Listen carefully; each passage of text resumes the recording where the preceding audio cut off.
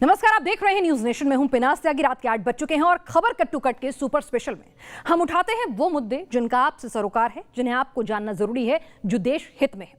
सबसे पहले आपको दिखाते हैं ट्विटर की वो करतूत जिसने एक बार फिर नीली चिड़िया की मनमर्जी या यूं कहें सोशल मीडिया पर दहशतगर्दी को एक्सपोज कर दिया। ट्विटर है कि मानता ही नहीं, बार बार हिंदुस्तान की संप्रभुता को, हिंदुस्तान के सम्मान को ठेस पहुंचाता है, हिंदुस्तान में व्यापार करता है, करोड़ों कमाता है और हिंदुस्तान के नियम मानने से इनकार करता है। आखिर ये कब तक चलेगा और क्या है ट्विटर की नई करतूत? भारत के नए आईटी नियमों से ट्विटर की तनातनी जग जाहिर है और इस बीच ट्विटर ने आज भारत का गलत नक्शा भी पोस्ट कर दिया। वो नक्शा जिसमें ट्विटर ने जम्मू कश्मीर और लद्दाख को भारत से अलग दिखाया। क्या यह सिर्फ एक गलती थी या फिर ट्विटर ने यह जानबूझकर किया? समझने के लिए देखिए नीली चिड़िया की करतूतों की क्रोनोलॉजी और फिर तय कीजिए कि यह ट्विटर की मनमर्जी नहीं, जानबूझकर की गई हरकत नहीं तो और क्या है।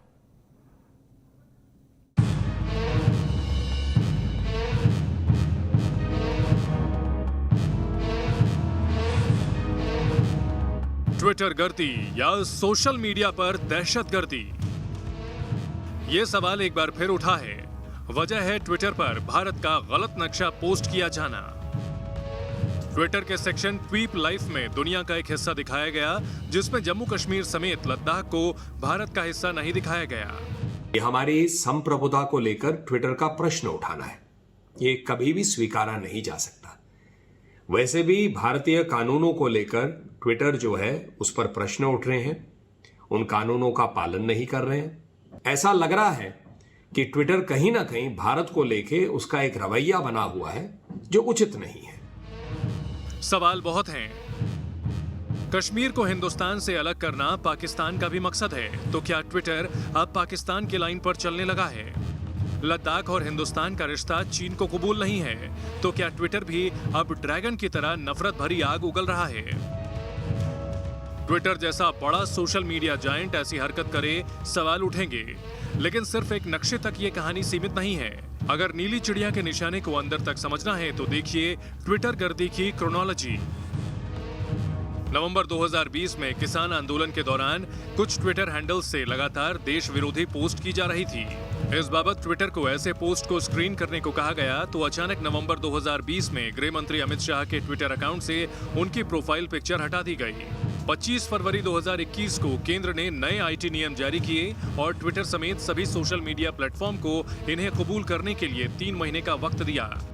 और अप्रैल के महीने में अचानक जम्मू कश्मीर के लेफ्टिनेंट गवर्नर मनोज सिन्हा का ट्विटर अकाउंट बिना किसी जानकारी के ब्लॉक कर दिया गया। मई 2021 में ट्विटर को दिए गए 3 महीने का वक्त बीत चुका था। ट्विटर से नए आईटी कानूनों को मानने के लिए कहा गया और क्या इसे भी इत्तेफाक ही कहेंगे कि ट्विटर ने कुछ बीजेपी नेताओं के ट्वीट्स को मैनिपुलेटेड मीडिया करार दे दिया। जून के महीने में ट्विटर को सरकार की तरफ से कहा गया कि वो या तो नियम कबूल करे या फिर कार्रवाई के लिए तैयार रहे। जून में ही उपराष्ट्रपति वेंकैया नायडू के ट्विटर अकाउंट से वेरिफिकेशन की पहचान यानी ब्लू टिक हटा दिया गया। और इस सब के बाद हुआ वो जो सीधे सीधे बदले की कार्रवाई का इशारा लगता है। स्थायी संसदीय समिति ने ट्विटर के नुमाइंदों को पेश होने के लिए कहा तो अचानक केंद्रीय मंत्री रविशंकर प्रसाद का ट्विटर अकाउंट कुछ घंटों के लिए ब्लॉक कर दिया गया। क्या आप ये मानेंगे कि यूं ब्लू टिक हटाना या अकाउंट ब्लॉक करना महज इत्तेफाक है, या फिर ट्विटर को सोशल मीडिया पर अपनी ताकत को लेकर इतना घमंड है कि वो हिंदुस्तान के कानून को सीधे सीधे चुनौती देने की जुर्रत करता है? Team news nation. ट्विटर ने अब तक भारत के नए आईटी कानून को कबूल नहीं किया है। इसके पीछे ट्विटर ने अभिव्यक्ति की आजादी के हनन और लाखों ट्वीट्स की स्क्रीनिंग की दलील दी है। लेकिन ये सब दलीलें उस जगह आकर ठंडी पड़ जाती हैं जब ट्विटर को अपना चिट्ठा खुलता है। आइए आपको बता दें, ट्विटर पूरी तरह से अमेरिका के इंटरनेट कानून का पालन करता है, लेकिन भारत में अब तक उसने ऐसा नहीं किया है। टर्की में ट्विटर को स्थानीय दफ्तर खोलने के लिए बाध्य किया गया और ट्विटर ने ऐसा किया भी। जर्मनी में ट्विटर 24 घंटों के अंदर अवैध कंटेंट की समीक्षा कर उसे हटा देता है और ऐसा ना करने पर 5 करोड़ के जुर्माने का प्रावधान है। सोचिए, ट्विटर 5 करोड़ यूरो के जुर्माने वाले देश का कानून मानता है, लेकिन भारत के कानून को मानने में ट्विटर अब तक आनाकानी कर रहा है। ब्रिटेन में तो कानून भी नहीं है, सिर्फ इंटरनेट कंटेंट के लिए रेगुलेटरी अधिनियम है। और हैरानी की बात यह है कि भारत में कानून नहीं मानने वाले ट्विटर ब्रिटेन में अधिनियम के आगे भी गर्दन झुकाता है। तो दिक्कत यह है कि क्या भारत एक विकासशील देश है, लेकिन 125 करोड़ की आबादी है, एक बड़ा व्यापार मिलता है, तो टिटूर का यहां कोई दिक्कत नहीं है। आगे बढ़ते हैं, अगली खबर की ओर रुख करते हैं आज की। लापरवाही बस दहलीज पर डेल्टा प्लस। यह हम इसलिए कह रहे हैं क्योंकि हिंदुस्तान में कोरोना के वेरिएंट डेल्टा प्लस का खतरा बढ़ गया है। देश के 13 राज्यों में इसने पांव पसारने शुरू कर दिए हैं। सबसे ज्यादा डराने वाली बात यह है कि पिछले 20 दिनों में ही इसके केस 56 तक पहुंच गए हैं और ये जानलेवा भी साबित हो रहे हैं। ऐसे में यह लापरवाही जान पर पड़ जाएगी भारी।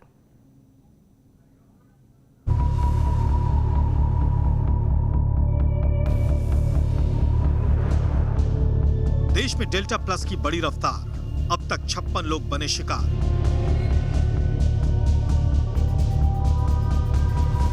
उत्तर से लेकर दक्षिण तक डेल्टा प्लस से मचा हाहाकार।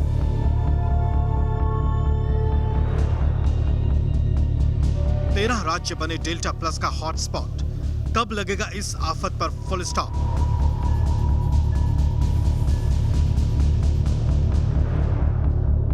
तीसरी लहर का मंडरा रहा डर, लापरवाही से होगा घातक असर।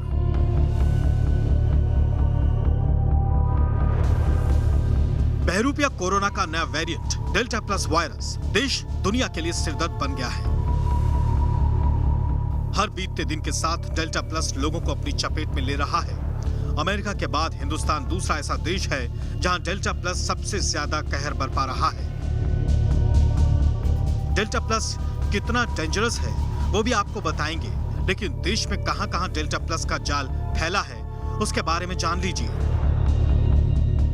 जून की शुरुआत में जहां डेल्टा प्लस के इक्के दुक्के मामले सामने आ रहे थे, वहीं जून की आखिर आते आते डेल्टा प्लस 13 राज्यों में पांव पसार चुका है। इन 13 राज्यों में 55 से ज्यादा लोग इस डेंजरस वायरस डेल्टा प्लस से संक्रमित हुए हैं। बीते दिन यूपी के मेरठ में डेल्टा प्लस के 4 नए संदिग्ध मरीज मिले, तो आज कोरोना का ये नया वेरिएंट चंडीगढ़ भी पहुंच गया।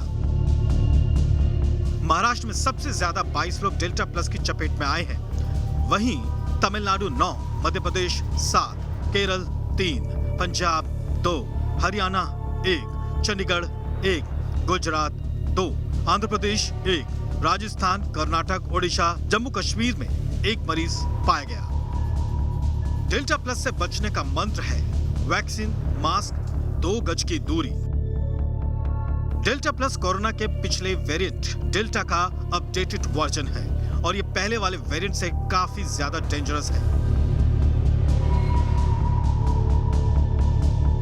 डेल्टा वेरिएंट की तुलना में डेल्टा प्लस में 2 म्यूटेशन ज्यादा मिले हैं। ये नॉर्मल कोरोना वायरस से 172% ज्यादा खतरनाक है।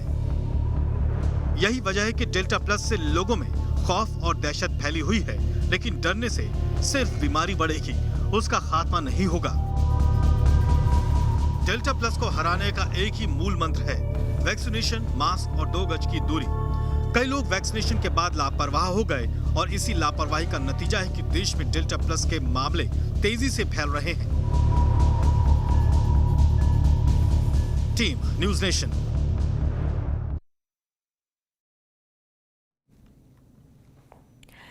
कोरोना के खात्मे के लिए दुनिया में वैक्सीनेशन अभियान चलाया जा रहा है, लेकिन जरा सी चूक कोरोना को यू टर्न का मौका दे रही है। कोरोना इस वक्त यूरोप के कई देशों में तांडव मचा रहा है। ब्रिटेन में कोरोना ने रफ्तार पकड़ ली है, तो रूस भी कोरोना की मार से करहा रहा है। खुद के मास्क फ्री घोषित करने वाला इजराइल भी कोरोना के केस बढ़ने लगे हैं। अगर हिंदुस्तान जल्द नहीं संभला तो 7 समंदर पार से आया ये सिग्नल बन सकता है इंडिया के लिए 3rd वेव की दस्तक।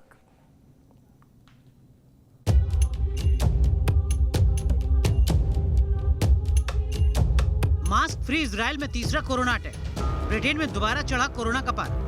रूस में डेली 20,000 केस की रेस। इंडोनेशिया में भी बढ़ रहे हैं कोरोना मरीज। दुनिया के नक्शे पर कोरोना मीटर ऊपर चढ़ा तो खतरे की घंटी हिंदुस्तान तक बजी। ये घंटी थी कोरोना की 3rd वेव के अटैक की। भारत की ही तरह दुनिया के कुछ देश कोरोना की 2nd वेव से उबर चुके थे, लेकिन अब दोबारा यहाँ कोरोना संक्रमण बढ़ने लगा है।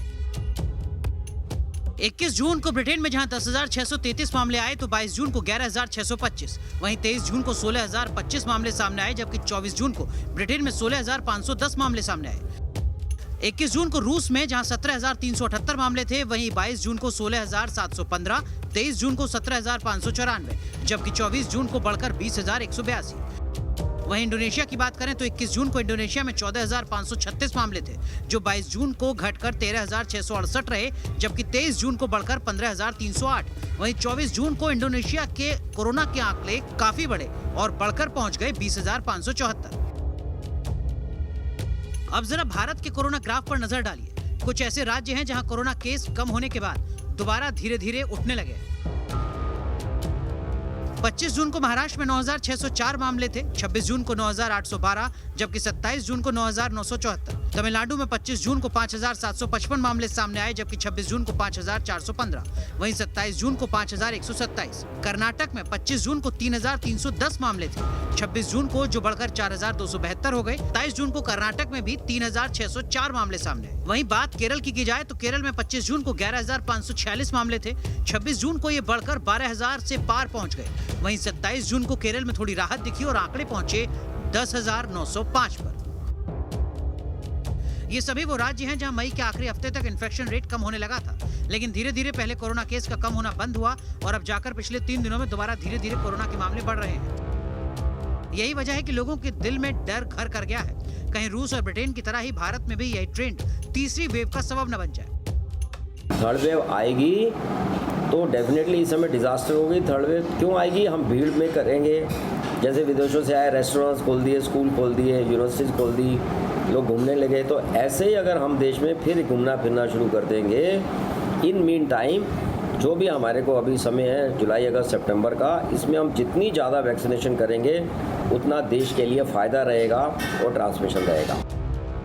वैक्सीनेशन की रफ्तार तेज है, बावजूद इसके एहतियात अब भी कोरोना के खिलाफ सबसे मजबूत कवच है।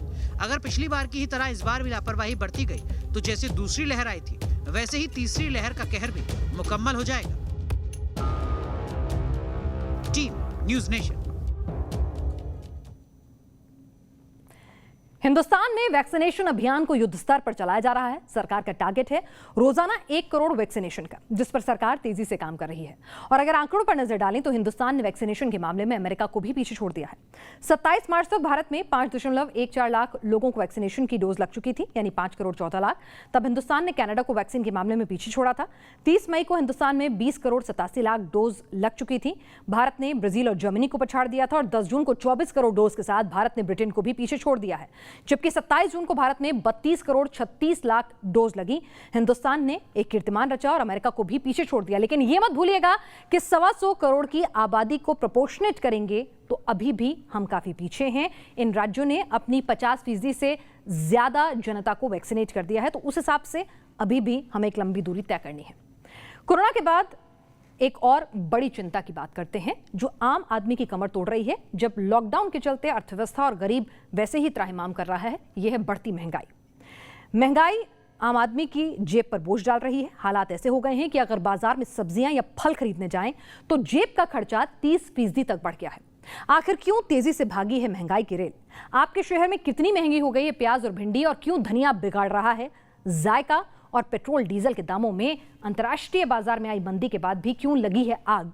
देखिए कट टू कट की ये महंगाई रिपोर्ट।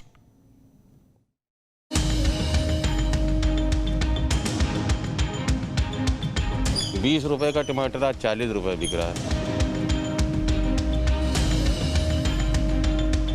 20 रुपए थी, अब 40 हो गई बढ़िया प्याज।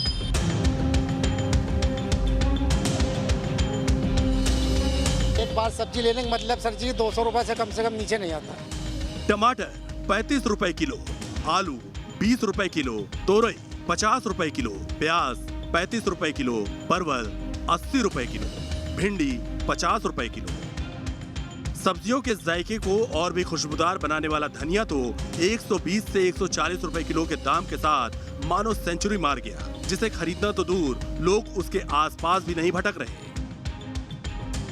धनिया जो हम ले जाते थे 20 रुपए पाव, आज ये इन्होंने दिए, कितने के दिए भैया? 40 रुपए की पाव। 40 रुपए की पाव धनिया, 160 रुपए किलो जी। सब्जियों के दाम में सुपर महंगाई को जरा आंकड़ों से समझ लीजिए। दिल्ली में आलू 20 रुपए किलो बिक रहा है, तो मुंबई में 26 रुपए किलो, तो वहीं वाराणसी में आलू 22 रुपए किलो बिक रहा है। टमाटर के दाम भी तेजी से बढ़े हैं। दिल्ली में टमाटर के दाम 28 रुपए किलो है तो मुंबई में टमाटर 32 रुपए किलो बिक रहा है, जबकि वाराणसी में टमाटर 27 रुपए किलो बिक रहा है। अगर ये समझना है कि महंगाई कितनी रफ्तार से भाग रही है तो किचन की सबसे जरूरी सब्जी यानी प्याज के हाल को देख लीजिए। दिल्ली के मंडियों में 27 अप्रैल को प्याज के दाम 23 रुपए किलो था। महज एक ही महीने में प्याज के दाम में 2 रुपए का इजाफा हो गया और प्याज 27 मई को दिल्ली की मंडियों में 25 रुपए किलो बिकने लगा। वहीं 27 जून तक प्याज के दाम में बेतहाशा बढ़ोतरी हुई है और प्याज अब 38 रुपए किलो बिक रही है। मतलब 2 महीने में ही प्याज के दाम में 65% का इजाफा हो गया। ये हालत तब है जब कुछ ही दिन पहले अधिकतर राज्यों में अनलॉक हो चुका है, यानी कि सप्लाई पहले से बेहतर हो चुकी है। इसके सीधे मायने ये हैं कि सब्जियों के दाम बढ़ने की वजह सप्लाई से ज्यादा माल भाड़ा है। रोजाना बढ़ती डीजल की कीमतों ने सप्लाई चेन यानी माल भाड़े पर चोट की और यही चोट ट्रांसफर हो रही है हमारी और आपकी जेब पर। Team news nation. तेल के दाम लगातार बढ़ रहे हैं और यही तेल के दाम बन जाते हैं सब्जी और फलों में महंगाई की वजह भी। पिछले 2 महीने के अंदर दिल्ली में डीजल के दाम 10% बढ़ चुके हैं। अप्रैल में जो डीजल 80 रुपए 73 पैसे मिल रहा था प्रति लीटर, वो अब 89 रुपए पहुंच चुका है।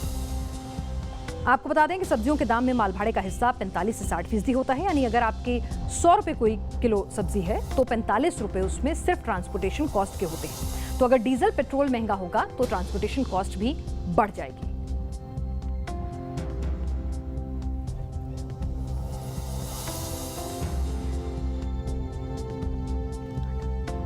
सब्जियों के दाम में यही इजाफा आजकल आपको देखने को मिल रहा है। कच्चे तेल की कीमतें लगातार ऊपर जा रही हैं, जो डीजल के दाम में आग लगा रही हैं और यही आगे बढ़कर आपकी जेब को झुलसा रही हैं। आगे बढ़ते हैं, बात करते हैं न्यू इंडिया में प्रधानमंत्री नरेंद्र मोदी के न्यू मिशन कश्मीर की, और इसी ने बाजवा और इमरान की नींद उड़ा दी है। कैसे, ये आपको समझाते हैं। मोदी के मिशन कश्मीर ने आतंकी संगठनों और आतंक परस्त पाकिस्तान की नींदें उड़ा दी हैं। यह बौखलाहट ऐसी है कि अपना वजूद खत्म हो जाने के डर से हाफिज और मसूद के गुर्गे अब आम कश्मीरियों को निशाना बनाने से नहीं चूक रहे। मोदी का मिशन कश्मीर कैसे ठोकेगा आतंक के ताबूत में आखिरी कील, देखिए और समझिए।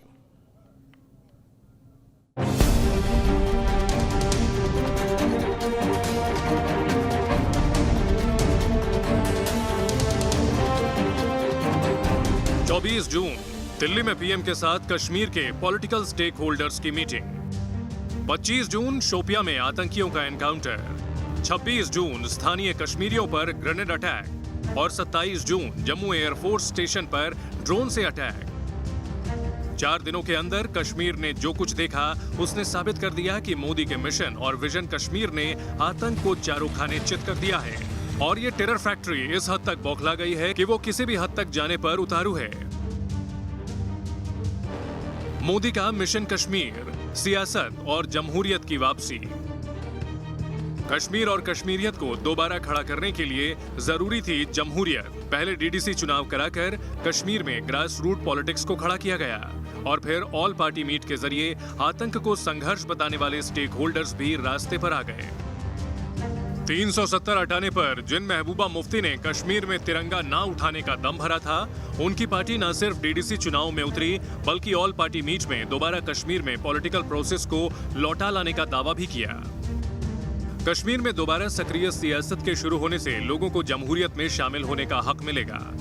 ज्यादा स्टेक होल्डर्स होने से कोई एक पार्टी कश्मीर में अपनी मनमानी नहीं कर सकेगी, यानी उन्हें हमेशा वोटर के मूड का डर रहेगा और ये दल लोगों की तरक्की के लिए काम करेंगे। इतना ही नहीं, कश्मीर की अपनी जमहूरियत पनपने से पाकिस्तान का कश्मीर पर कथित प्रोपेगेंडा भी दम तोड़ देगा।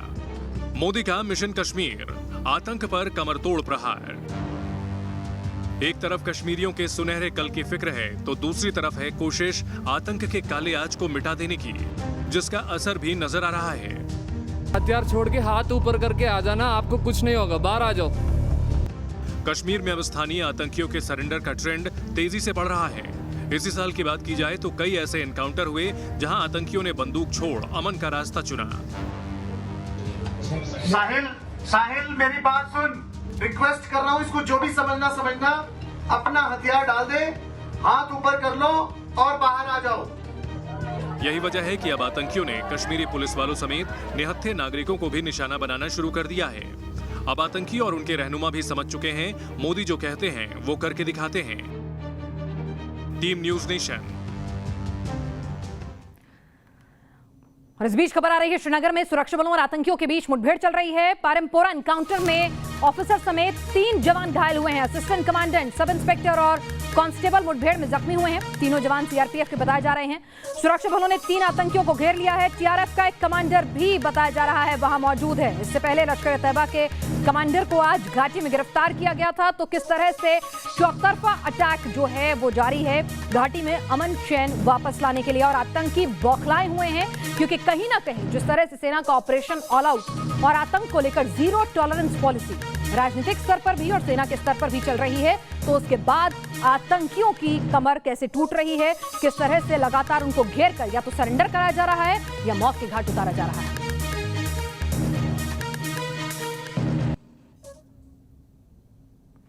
तो देश और दुनिया की वो खबरें जो जानना समझना आपके लिए जरूरी था, आपने देखी पूरे विश्लेषण के साथ खबर कट टू कट में। आज के लिए बस इतना ही। आगे देखिए हमारा खास शो देश की बहस, जिसमें आज आपने वोटिंग के जरिए अपना एजेंडा चुन लिया है। ऑप्शन ए कि क्या पाकिस्तान को करारा जवाब देने का वक्त आ गया है। देखिए 8:30 बजे दीपक चौरसिया के साथ देश की बहस।